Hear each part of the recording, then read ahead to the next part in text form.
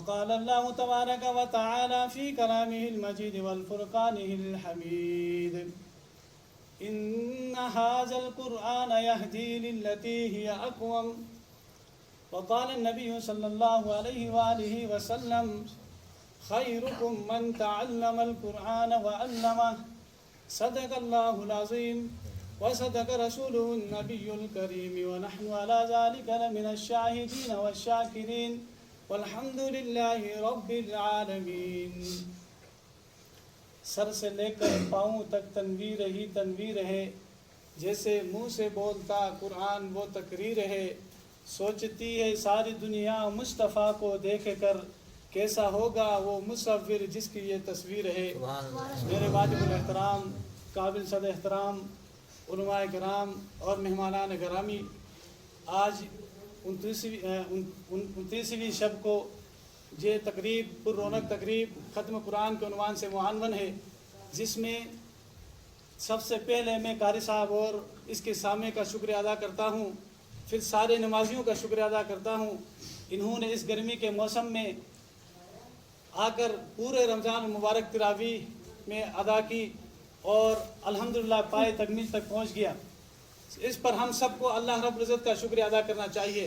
میرے بھائیوں دوستوں بزرگوں، مجھ سے پہلے آسمان خطابت کے شاہ سوار اپنے اپنے انداز میں خطابت کی. اب میں آپ کے سامنے ٹوٹے پھوٹے چند معروضات پیش کر کے آپ سے اجازت چاہوں گا.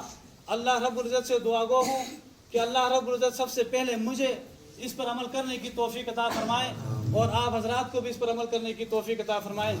میرے دوستوں بزرگوں، یہ رمضان المبارک رحمتوں اور برکتوں والا مہینہ ہے.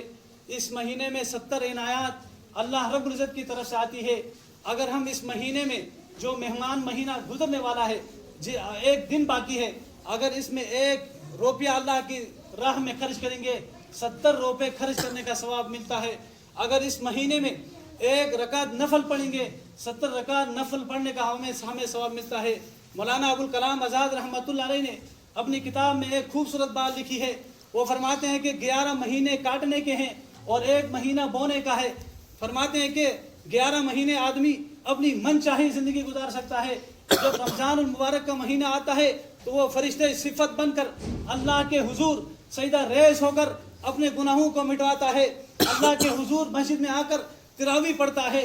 اللہ کے سامنے سجدے کرنے کے لیے بار بار قرآن مجید کی تلاوت کرتا ہے. اس قرآن مجید پڑھنے کی وجہ سے تراویح 20 رکعتیں مسلسل قاری صاحب کے پیچھے پڑھنے کی وجہ سے اللہ رب العزت اس کے جو 11 مہینوں میں انہوں نے اللہ کی نافرمانی کی، اللہ کی حکم عدولیہ کی، اللہ رب العزت کو معاف فرما دیتے ہیں. یہ وہ بابرکت مہینہ ہے جو ہم سے گزر رہا ہے، ہم سے چل بس رہا ہے.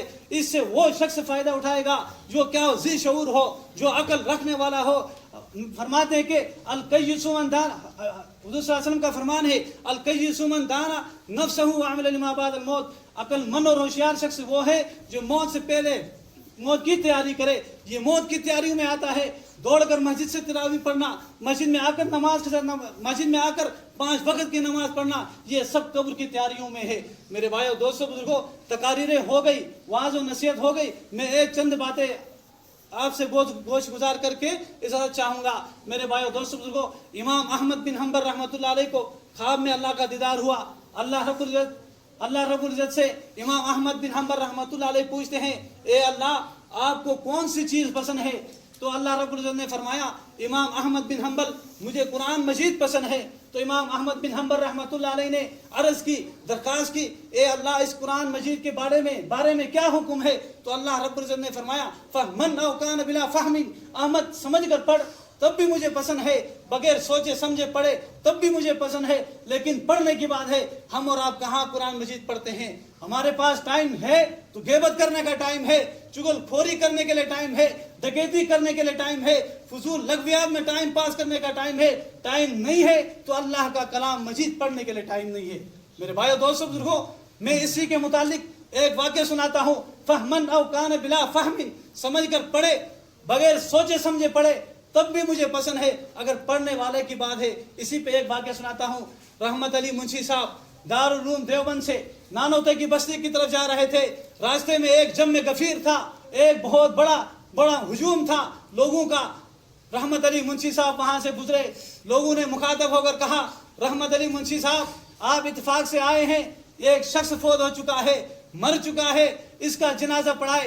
रहमत अली मुंशी साहब फरमाते हैं, मैं जनाजा नहीं पढ़ाता, मुझे देर होती है, मैं नानोते की बस्ती की तरफ जा रहा हूँ, वहां पर मेरी ड्यूटी है, मेरी मुलाजमत है।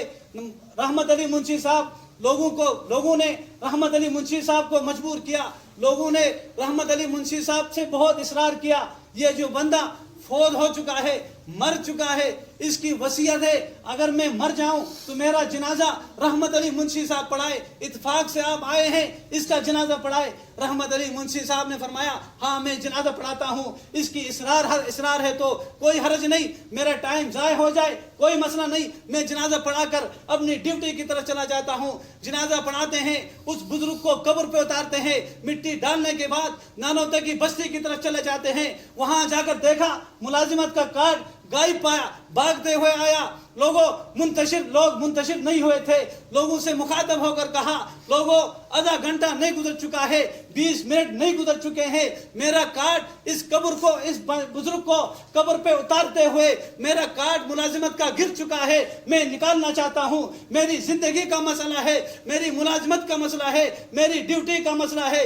लोगों ने कहा, ये अल्लाह का वली है, ये अल्लाह का बुजुर्ग है, कोई मसला नहीं है, हम कब्र से मिट्टी थोड़ा सा हटा लेते हैं। लोग सारे आ गए, कब्र से मिट्टी हटा लेते हैं। मेरे भाइयों दोस्तों बुजुर्गों, फहमन अवकान बिला फहमिन के तहत में फरमाता मैं बयान करता हूँ, कब्र से मिट्टी हटाया, आधा घंटा नहीं गुजर चुका है, 20 मिनट नहीं गुजर चुके हैं, कब्र गुलाब की फूलों से भर चुकी थी। रहमत अली मुंशी साहब अपनी मुलाजिमत भूल जाते हैं। लोगों से फरमाते हैं, ए लोगों कब्र पर मिट्टी डालो, बंद करो, मैं इस बुजुर्ग का अमल देखना चाहता हूँ, ये क्या अमल करता था।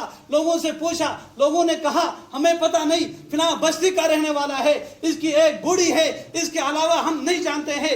रहमत अली मुंशी साहब सीधे बस्ती में चले जाते हैं। वहां जाकर घर में दस्तक देते हैं, अंदर से एक बूढ़ी बोलती है, कौन है दरवाजे पर।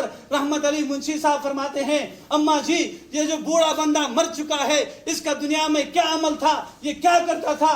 बूढ़ी ने फरमाया, बेटा क्या बताऊं, ये जट अनपढ़ था, पढ़ना लिखना न जानता था, कुछ भी इसको नहीं आता था, लेकिन फजर की नमाज जरूर पढ़ लेता था और कुरान मजीद को सामने रखकर ये कहता, ए अल्लाह ये भी तूने सच कहा, ए अल्लाह ये भी तूने सच कहा। हर हरफ के ऊपर ये कहता, ए अल्लाह ये भी तूने सच कहा।